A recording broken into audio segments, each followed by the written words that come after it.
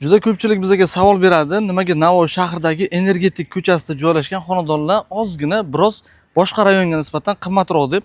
Chunki ko'rib turibsizlar, ushbu hududda daraxtlar, joylashuv umuman boshqacha tinch hudud hisoblanadi.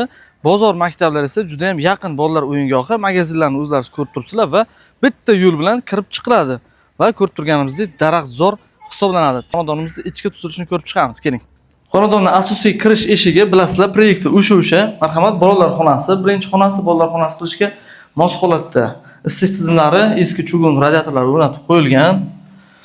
Shpaklovkadan chiqqan, bemalol xohlasangiz aboy qilsangiz bo'ladi, xohlasangiz rang bersangiz ham bo'ladi. Ikkita balkonli hisoblanadi. Bu yoqda ham balkon, u tarafda ham balkoni bor.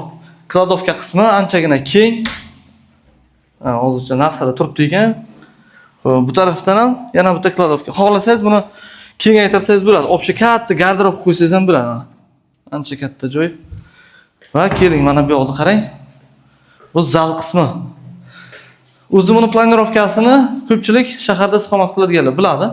Kichikroq xona, o'rtacha xona va katta zal hisoblanadi. 3 ta alohida xonasiga ega. Planirovkasi shunaqa. Marhamat, yuvinish xonalari ham alohida.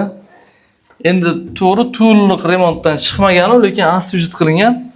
Polni bez remontli uy hozir 500 million so'm turadigan bo'lsa, energetik ko'chalarda yoki bo'lmasam xonalar alohida bo'lgan 5 etajli panelka domlarda ushbu xonadonni xuddi shunday umuman xarajat qilinmagan polni noldagi uy qator olsangiz bo'ladi, lekin buni mehnati qilingan, qaranglar. Oppoqona qilib, chiroyli qilib, pastlari ham linoleum bilan to'shab qo'yilgan. 3 xona 4 xona qilingan holatda mana bu yoqdagi gaz plitamiz balkon qismiga ko'chgan. Balkonda esa tapchanga o'xshab joylari mavjud, chorpaga o'xshagan joychalari va mana bu yerda bankalarni yoki bo'lmasam o'z narsalarni saqlash uchun joy ham qilib qo'yilgan. Remontini o'zlaringiz ko'rdingizlar, kimga ma'qul keladigan bo'lsa, tinch rayondagi, toza rayondagi, ya'ni energetik ko'chasidagi ushbu xonadonimiz 505 million so'm joyga keling, ozgina savdosi bor.